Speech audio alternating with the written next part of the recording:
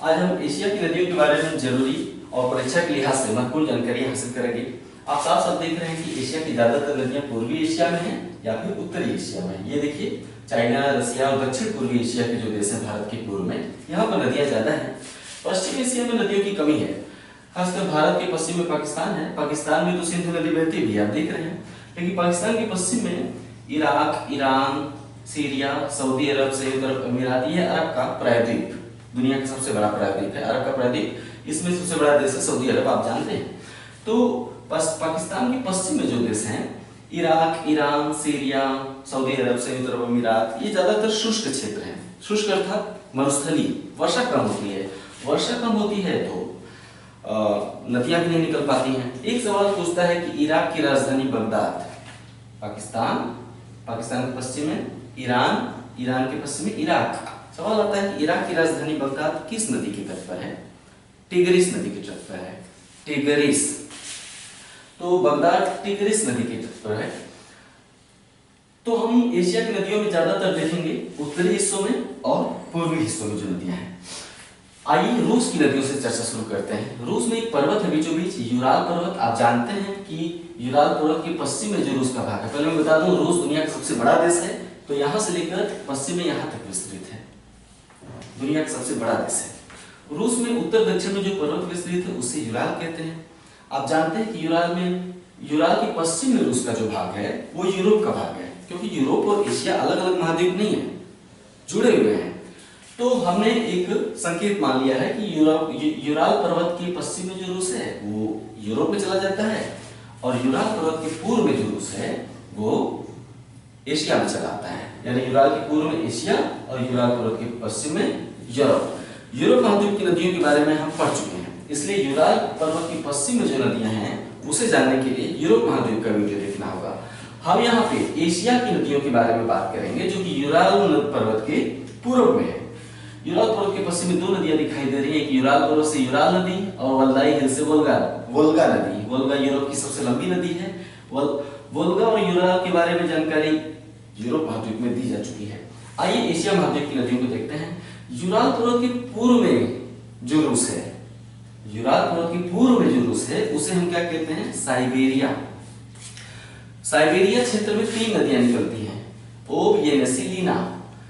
नाम बड़ा इंटरेस्टिंग है, ओब, येनेसी, लीना। किस महासागर में जाती हैं? आर्कटिक महासागर में जाती हैं। एशिया हो चाहे उत्तरी अमेरिका हो, दोनों के उत्तर में जो महासागर है उसे हम क्या कहते हैं? Arctic ocean. तो ओब, येनेसी, लीना नदियां आर्कटिक ओशन में जाकर गिरती हैं, निकलती हैं साइबेरिया से और उत्तर दिशा में प्रवाहित होकर आर्कटिक ओशन में गिरती हैं। साइबेरिया में खासकर पूर्वी जो साइबेरिया है, भाई यूराल पर्वत के पूर्व का रूस क्या कहते हैं? साइबेरिया। साइबेरिया का जो पूर्वी हिस्सा है यानी पूर्वी साइबेरिया, यहाँ पर एक काले रंग का स्पॉट दिखाई दे रहा है। हमने इसे इसलिए बनाया है ताकि मैं बता सकूं कि पूर्वी साइबेरिया में एक स्थल है बर्खोयांस्क, नाम है बर्खोयांस्क। साइबेरिया में स्थित बर्खोयांस्क, रूस के साइबेरिया में स्थित बर्खोयांस्क दुनिया का सबसे ठंडा स्थल है। इसे पृथ्वी का शीत ध्रुव भी कहते हैं, दुनिया का सबसे ठंडा स्थल। ओब, येनेसी, लीना हो गया। हमने एशिया के कुछ ही देश बनाए हैं, जैसे भारत के उत्तर में चाइना एक मुर्गी की तरह दिखाई दे रहा है। ये लाल रंग का बॉर्डर देख रहे हैं, रूस और चीन के बीच में लाल रंग का बॉर्डर, ठीक है। तो इस लाल रंग के बॉर्डर से इस बॉर्डर तक, ये काले रंग की रेखा देख रहे हैं, ये काले रंग की जो रेखा है इस बॉर्डर से ये लाल वाले बॉर्डर तक चाइना है। चाइना का पूर्वी हिस्सा और चाइना की पूर्वी सीमा देखिए जम्मू कश्मीर के ऊपर से स्टार्ट हुआ है, एक मुर्गे की तरह दिखाई दे रहा है ना। तो भारत के उत्तर में चाइना के उत्तर में ये वाला हिस्सा मंगोलिया, चीन और रूस से घिरा हुआ है। सब एशिया महाद्वीप में पढ़ाया जा चुका है। अब मंगोलिया के उत्तर में दुनिया का सबसे बड़ा देश रूस। तो मंगोलिया से एक नदी निकलती है और रूस सीमा पर साथ साथ बहती है। रूस और चीन की सीमा बनाती है वो नदी। मंगोलिया से जो नदी निकलती है रूस और चीन की सीमा बनाती है। देखिए लाल रंग से हमने बताया, लाल रंग से नदियां बनाई गई हैं। तो ये लाल रंग की नदी जो कि सीमा पर बह रही है, इसलिए हमने इसको अलग तरीके से लिखा है। इस नदी का नाम है आमूर। आमूर नदी मंगोलिया से निकलकर रूस और चीन की सीमा बनाती है। सवाल पूछा गया है कई बार कि रूस और चीन की सीमा निर्धारित करने वाली नदी का नाम बताइए। कौन सी नदी है? आमूर नदी। ठीक है। अब चीन की नदियों को देखते हैं। भारत के उत्तर में कौन सा पर्वत है? हिमालय। हिमालय के उत्तर में कौन सा पठार है? यहाँ पे यहां से लेकर यहां तक एक पठार है। ये पूरा हिस्सा, ये हिस्सा हिमालय के उत्तर में पठार है। दुनिया का सबसे ऊंचा और सबसे विशाल पठार नाम है तिब्बत का पठार। किस देश में है? चाइना में है। तिब्बत के पठार से 4 नदियां निकल रही हैं, हमने यहाँ पे दिखाया है। उत्तर में हुआंगहो, यांगसी, यांगसी देखिए ऐसे लिखा हुआ है, यांग आधा ट है आधा ग है, यांगसी। तो हुआंगहो, यांगसी और मिकांग साल्विन, ये 5वीं नदी तिब्बत से नहीं निकलती है, वो यहाँ से निकल रही है। ध्यान दीजिए, लास्ट वाली नदी यहाँ से निकली, तिब्बत से नहीं। तिब्बत से 4 नदियां निकल रही हैं, 1 2 3 4, 1 2 3 4, नाम है ऊपर से नीचे तक वांगहो, यांगसी, मिकांग साल्विन। वांगहो, Yangtze, मिकांग Salvin. पहले हम इन चारों के बारे में जानते हैं जो कि तिब्बत के पठार से निकलती हैं। वांगहो और यांगसी नदियां तिब्बत के पठार से निकलकर कहां गिरती हैं? पीला सागर में। आइए सबसे पहले वांगहो और यांगसी पूर्व की तरफ बह जाते हैं, पूरी तरह से चीन की नदियां हैं, जबकि मिकांग और साल्विन केवल चीन की नदियां नहीं बल्कि चीन के दक्षिण में वाला जो हिस्सा है, चीन की सीमा, ये दक्षिणी सीमा, दक्षिणी सीमा के दक्षिण में जो हिस्सा आपको एशिया का दिखाई दे रहा है, इसे हम कहते हैं दक्षिण पूर्वी एशिया। चीन के दक्षिण में एशिया का जो भाग है, चीन के दक्षिण में और भारत के पूर्व में, ये देखिए, इसे हम कहते हैं दक्षिण पूर्वी एशिया।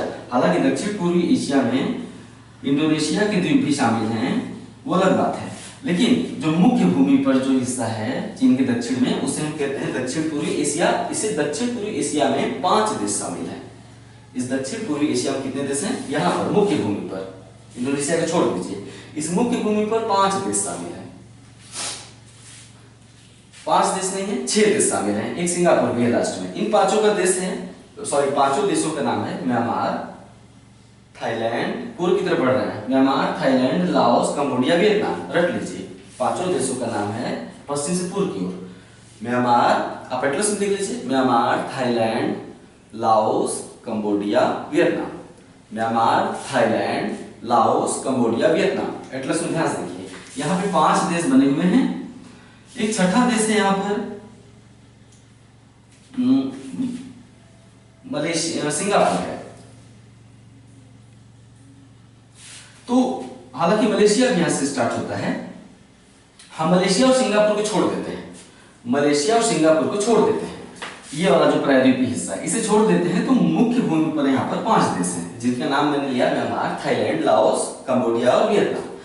तो मिकांग और साल्वी नदियां तिब्बत पठार से निकलकर चली जाती हैं दक्षिण पूर्वी एशिया में, और वांगहो और यांगसी नदी चली जाती है चीन के पूर्व में जो सागर उसमें गिरते हैं। ओके, वांगहो नदी के बारे में जानते हैं।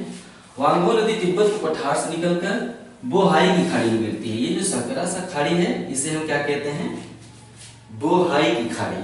यहाँ पर लिखा है बोहाई। वांगहो नदी बोहाई की खाड़ी में गिरती, सकरा सा जो सागर है। वांगहो नदी को पीली नदी भी कहते हैं। वांगहो नदी को हम सबसे ऊपर उत्तर वाली जो नदी चीन में दिखाई दे रही है वांगहो, इसे हम क्या कहते हैं? पीली नदी। क्यों? क्योंकि ये चीन में लोयस के मैदान से होकर गुजरती है। चीन में लोयस का मैदान है, लोयस के मैदान से होकर गुजरती है, और लोयस के मैदान में पीली मिट्टी पाई जाती है। इस कारण से वांगहो नदी में पीली मिट्टी प्रवाहित होती है, इसलिए इसका जल पीला रंग का दिखाई देता है। तो इसलिए वांगहो को हम क्या कहते हैं?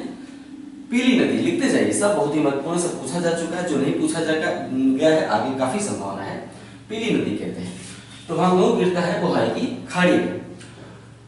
वांगहो के दक्षिण में यांगसी नदी है, ये देखिए यांगसी, तिब्बत के पठार से निकलती है और पीला सागर में गिरती है। यांगसी तिब्बत के पठार से निकलती है और पीला सागर में गिरती है। पीला सागर का नाम पीला इसलिए दिया गया है क्योंकि इसका जल पीले कलर का है। किस लिए पीले कलर का है? वांगहो नदी अपना जल गिराती है पीली मिट्टी वाला जल, इसलिए पूर्व में जो सागर है उसका रंग पीला है। इसलिए हम चीन के पूर्व में जो सागर उसे क्या कहते हैं? पीला सागर। तो यांगसी नदी पीला सागर में गिरती है।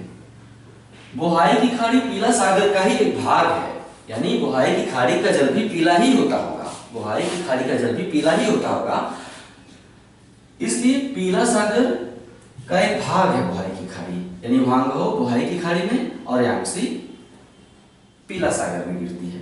यांगसी नदी की एक विशेषता है कि दुनिया की सबसे लंबी नदी, सॉरी एशिया की सबसे लंबी नदी कौन सी है? यांगसी। यांगसी एशिया की, पूरी एशिया की सबसे लंबी नदी है। ओके, अब तिब्बत के पठार से निकलकर दक्षिण पूर्वी एशिया में दो नदियां यहाँ पे आती हैं। पूर्व में जो नदी है इसे मिकांग कहते हैं, पश्चिम में जो नदी है इसे हम साल्वीन कहते हैं। मिकांग और साल्वीन। मिकांग नदी तिब्बत पठार से निकलती है और दक्षिण पूर्वी एशिया के 5 देशों से होकर गुजरती है। दक्षिण पूर्वी एशिया के जो 5 देश मैंने बताया ना मुख्य भूमि पर, यहाँ पे इन 5 से होकर मिकांग नदी गुजरती है। एशिया से निकलती, सॉरी तिब्बत से निकलती है, चाइना बहती है, फिर दक्षिण पूर्वी एशिया के 5 देश हैं यहाँ पे। कौन कौन से हैं? म्यांमार, थाईलैंड, लाओस, कंबोडिया और वियतनाम। इन 5 देशों से होकर गुजरती है कौन? मिकांग नदी। नाम है Myanmar, Thailand, Myanmar, Thailand, Laos,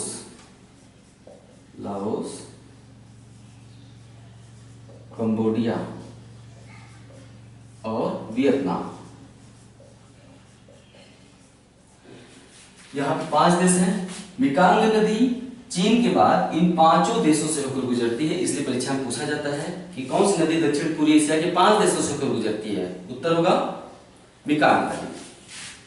ठीक है, मिकांग नदी दक्षिण पूर्वी एशिया की सबसे लंबी नदी है।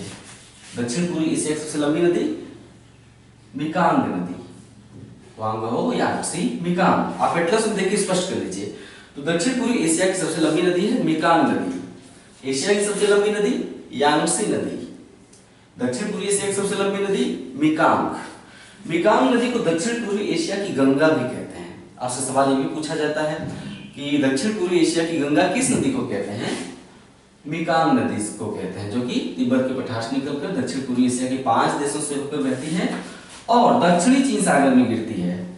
चीन के पूर्व में जो सागर है उसे पीला सागर कहते हैं और पूर्व में जाएंगे पूर्वी चीन सागर।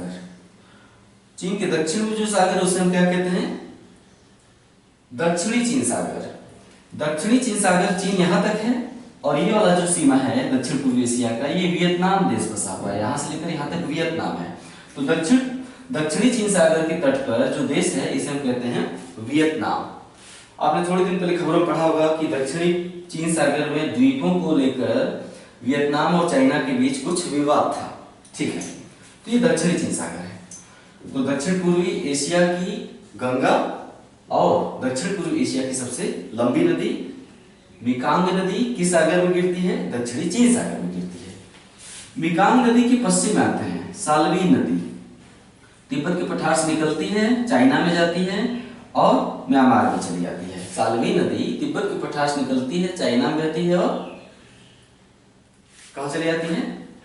म्यांमार में। तिब्बत के पठार से निकलकर चाइना और म्यांमार। कौन सी नदी है? साल्वीन। मिकांग नदी के जस्ट पश्चिम में साल्वीन नदी मर्दवान की खाड़ी में गिरती है। ये जो मलेशिया का हिस्सा देख रहे हैं ना, मलेशिया के पश्चिम में जो ये सकरी सी खाड़ी दिखाई दे रही है, भाई ये तो बंगाल की खाड़ी है। पूरी बंगाल की खाड़ी के अंतर्गत ही ये जो सकरी सी खाड़ी है इसे हम कहते हैं मर्तबान की खाड़ी। यहाँ लिखा हुआ है मर्तबान की खाड़ी, साल्वीन नदी मर्तबान की खाड़ी में गिरती है। तो साल्वीन नदी तिब्बत से निकलकर चाइना और म्यांमार में बहती है और कहाँ गिरती है? मर्तबान की खाड़ी में। मर्तबान की खाड़ी में 2 नदियां गिरती हैं, एक है साल्वीन और दूसरी इरावदी। साल्वीन तिब्बत के पठार से आती है और इरावदी अराकानियोमा पर्वत से निकलती है। हिमालय पूर्व में जहां दक्षिणवर्ती मोड़ लेकर म्यांमार में चलाता है, हिमालय दक्षिणवर्ती मोड़ लेकर म्यांमार में चलाता है, तो उसे हम कौन सा पर्वत कहते हैं? अराकानियोमा। अराकानियोमा से जो नदी निकलती है दक्षिण में उसे हम कहते हैं इरावदी। इरावदी पूरी तरह से म्यांमार की नदी है। इरावदी पूरी तरह से म्यांमार की नदी है और कहां गिरती है? मर्तबान की खाड़ी में। साल्वीन और इरावदी नदियां मर्तबान की खाड़ी में गिरती हैं। इरावदी नदी चूंकि पूरी तरह से म्यांमार में बहती है, म्यांमार की सबसे महत्वपूर्ण नदी है, इसे म्यांमार की जीवन रेखा भी कहते हैं। याद रहे, म्यांमार में साल्वीन नदी भी बहती है। लेकिन म्यांमार की जीवन रेखा साल्विन को नहीं कहते हैं, इरावदी नदी को कहते हैं। इरावदी नदी के मुहाने पर ही यहाँ एक शहर है, बंदरगाह है म्यांमार का। म्यांमार का प्रमुख बंदरगाह है, उसे हम कहते हैं यांगून। शायद इसमें कुछ और नाम दिया गया है, याद नहीं आ रहा है यांगून का नया नाम क्या है। तो यांगून बंदरगाह किस नदी के मुहाने पर है? साल्विन नदी के मुहाने पर है, सॉरी इरावदी नदी के मुहाने पर है। तो ये हो गए पूर्वी एशिया और दक्षिण पूर्वी एशिया की 5 नदियां, हांगो, यांगसी, मेकांग, साल्विन, इरावदी, जिसमें से इरावदी नदी तिब्बत की पठार से न निकलकर अराकानी ओमस निकलती है और मटवांग की खाड़ी में गिरती है। तिब्बत के पठार पर हिमालय के उत्तर में, देखिए हिमालय के उत्तर में एक स्पॉट दिखाई दे रहा है लाल रंग का, हिमालय के उत्तर में तिब्बत के पठार पर ये भारत का जो हिस्सा है वो क्या कहलाता है? उत्तराखंड। उत्तराखंड के ठीक पूर्व में और हिमालय के उत्तर में, हिमालय के उत्तर में उत्तराखंड के पूर्व में तिब्बत पर एक ग्लेशियर है। तिब्बत पर यहाँ एक ग्लेशियर है, ग्लेशियर का नाम है चेमा योंगडोंग ग्लेशियर।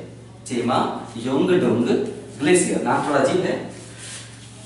तो यहाँ चेमा योंगडोंग ग्लेशियर है। गर्मियों में जब इसका जल पिघलता है तो आसपास के क्षेत्रों में झील बन जाता है। गर्मियों में जब ये ग्लेशियर पिघलता है तो आसपास के क्षेत्रों में झील बन जाता है। झील को हम कहते हैं मानसरोवर झील।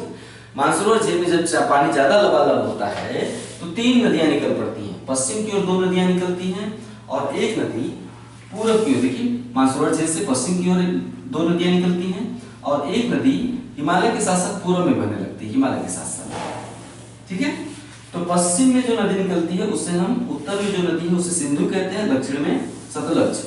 सिंधु नदी तिब्बत से निकलकर जम्मू कश्मीर में आती है भारत के। सिंधु नदी भारत के केवल एक राज्य से गुजरती है, नाम है जम्मू कश्मीर। तिब्बत से निकलती है, जम्मू कश्मीर में जाती है, फिर पाकिस्तान में चली जाती है। सिंधु नदी की मुहाने पर यहाँ पर एक शहर है, उसे हम कहते हैं कराची। यानी जैसे मुंबई भारत का सबसे महत्वपूर्ण शहर है, वैसे ही पाकिस्तान का सबसे महत्वपूर्ण शहर कराची किस नदी के मुहाने पर है? सिंधु नदी के मुहाने पर है। सिंधु नदी तिब्बत से निकलती है यानी चीन से, जम्मू कश्मीर में आती है भारत के, फिर पाकिस्तान चली जाती है। सतलुज नदी तिब्बत से निकलती है मानसरोवर झील से, चली जाती है हिमाचल प्रदेश राज्य में। सतलुज नदी जम्मू कश्मीर में नहीं जाती है, हिमाचल प्रदेश में आती है, उसके बाद पंजाब में बहती है। सतलुज नदी 2 राज्यों में आ रही है भारत के, हिमाचल प्रदेश, पंजाब, फिर चली जाती है पाकिस्तान। यानी सिंधु नदी केवल जम्मू कश्मीर में बहती है भारत के, और सतलुज नदी हिमाचल और पंजाब में बहती है। सतलुज नदी हिमाचल और पंजाब को क्रॉस करने के बाद पाकिस्तान में सिंधु नदी से मिल जाती है। ठीक है, यानी फिर यहाँ से सिंधु की ही धारा बहती है। मुहाने पर कराची शहर किस नदी, किस सागर में गिर रही है? अरेबियन सागर में, अरेबियन सी में गिर रही है। ओके, भारत का शहर है यहाँ पे मुंबई। मुंबई किस सागर के तट पर है? अरब सागर के तट पर है। ओके, यानी कराची और मुंबई दोनों अरब सागर के तट पर है। ठीक है, तीसरी नदी जो मानसरोवर झील से निकलती है वो तिब्बत पठार पर हिमालय के साथ साथ, इसको हम कहते हैं समानांतर, साथ साथ हिमालय के समानांतर पूर्व में बहती है, और जहां पर हिमालय समाप्त होता है वहां पर हिमालय का सबसे पूर्वी शिखर है। हिमालय का सबसे पूर्वी शिखर का नाम है नामचा बरवा। ब्रह्मपुत्र नदी नामचा बरवा चोटी के पास दक्षिण में मुड़कर अरुणाचल प्रदेश में घुसती है और भारत के 2 राज्यों में बहती है। ब्रह्मपुत्र नदी नामचा बरवा से यू टर्न लेती है और भारत के 2 राज्यों में बहती है, अरुणाचल प्रदेश और असम। देखिए अरुणाचल प्रवेश कर ली और फिर असम में आई और फिर क्रॉस करके चली आई बांग्लादेश में। ठीक है, और ये देखिए ब्रह्मपुत्र नदी तिब्बत में हिमालय के साथ साथ बह रही है, फिर नामचा बरवा चोटी के पास यू टर्न लेकर अरुणाचल प्रदेश में घुस गई, फिर असम में बही, फिर बांग्लादेश में चली आई। ब्रह्मपुत्र नदी भी 3 देशों से बह रही है, चीन, भारत, बांग्लादेश। कितने देशों से बह रही है? चीन, भारत, बांग्लादेश। सिंधु और सतलज नदियां भी 3 देशों से बह रहे हैं, चीन, भारत, पाकिस्तान। सिंधु सतलज 3 देशों से बह रहे हैं, चीन, भारत, पाकिस्तान। अंतरराष्ट्रीय नदियां हैं। ब्रह्मपुत्र नदी के 3 नाम हैं, 3 और नाम हैं। तिब्बत में इसे सांगपो कहते हैं। ब्रह्मपुत्र नदी को तिब्बत में क्या कहते हैं? सांगपो। जब नामचा बरवा चोटी के पास यू टर्न लेकर अरुणाचल प्रदेश में प्रवेश करता है तो क्या कहते हैं? दिहांग। दिहांग नदी जब प्रवेश करती है बांग्लादेश में तो क्या कहते हैं? जमुना। यमुना नहीं, यमुना तो भारत में बहती है। बांग्लादेश में ब्रह्मपुत्र नदी को क्या कहते हैं? जमुना, मैंने जमुना बोलते हैं। भारत की गंगोत्री उत्तराखंड में एक हिमनद है, ग्लेशियर है, नाम है गंगोत्री। गंगोत्री से एक नदी निकलती है जिसे हम कहते हैं गंगा नदी। गंगा नदी बांग्लादेश में प्रवेश करती है और जमुना और गंगा, जमुना क्या है, ब्रह्मपुत्र नदी है, जमुना और गंगा की संयुक्त धारा क्या कहलाती है, पद्मा। कंफ्यूज ना होइएगा, बहुत लोग उल्टा सीधा जानते हैं। बहुत लोग कहते हैं कि बांग्लादेश में प्रवेश करते ही गंगा नदी को पद्मा कहा जाता है। बांग्लादेश में प्रवेश करते ही गंगा नदी को पद्मा नहीं कहा जाता है। पद्मा धारा तब जन्म लेती है जब वो जमुना से मिलती है। गंगा और जमुना की संयुक्त धारा क्या कहलाती है, पद्मा। ओके, नोट करिए।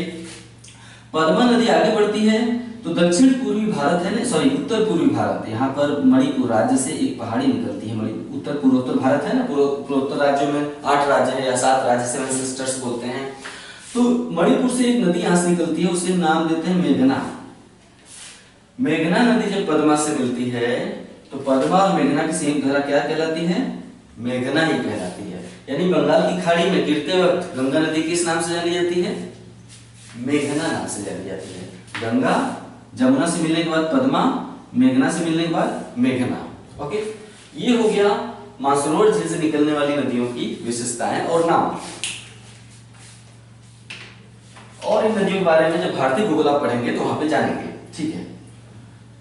तो ये हो गया एशिया की नदियों, जो भी बड़ी बड़ी नदियां थी। कुछ छोटी नदियों के बारे में ये जानकारी हासिल करते हैं एशिया की। भारत में एक नदी जो कर्क रेखा को 2 बार काटती है, इस नदी का नाम है माही नदी। किस राज्य में, बहती तो 3 राज्यों से है, लेकिन राजस्थान में ही ये कर्क रेखा को 2 बार काटती है। ऐसे बढ़ती हुई आती है, यू टर्न लेती है, फिर दूसरी बार काटती है। किस राज्य में, तो नोट करिए, माही नदी राजस्थान राज्य में कर्क रेखा को 2 बार काटती है। कौन से राज्य में, राजस्थान राज्य में। कौन सी खाड़ी में गिरती है, गुजरात के दक्षिण में जो सागर है उसे खंभात की खाड़ी कहते हैं। तो माही नदी कर्क रेखा को राजस्थान में 2 बार काटकर खंभात की खाड़ी में गिरती है। श्रीलंका की एक नदी कभी कभी पूछ देता है, जैसे कि महावेली गंगा नदी किस देश में बहती है, महावेली गंगा। लिखने की जरूरत नहीं, आपको सुनाई दे रहा होगा, महावेली गंगा किस देश में बहती है, श्रीलंका में। या फिर छोटी नदियों को देशों से सुमेलित करने के लिए दे देता है। 4 ऑप्शन होंगे नदियों के, 4 नदियां और सामने 4 देश बोल देगा, सुमेलित करिए और नीचे दिए गए कोड से सही उत्तर चुनिए। तो महावेली गंगा किस देश की नदी है, श्रीलंका की नदी है, ठीक है। ये हो गया एशिया की नदियों के बारे में सभी महत्वपूर्ण जानकारी आपने हासिल की। एशिया की नदियों से जो भी प्रश्न बनेंगे वो आपसे छोड़ जाएं, ये तो असंभव है। अगर आपने नोट बना के लिख लिया, मैंने पहले बताया था, एटलस की थोड़ी सी मदद लीजिएगा दक्षिण पूर्वी एशिया के देशों को देखने के लिए, जैसे मिकांग और सालवी नदियां कहाँ कैसे बह रही हैं। हो गया ये एशिया की नदियां। अगले वीडियो का इंतजार करिए। नमस्कार।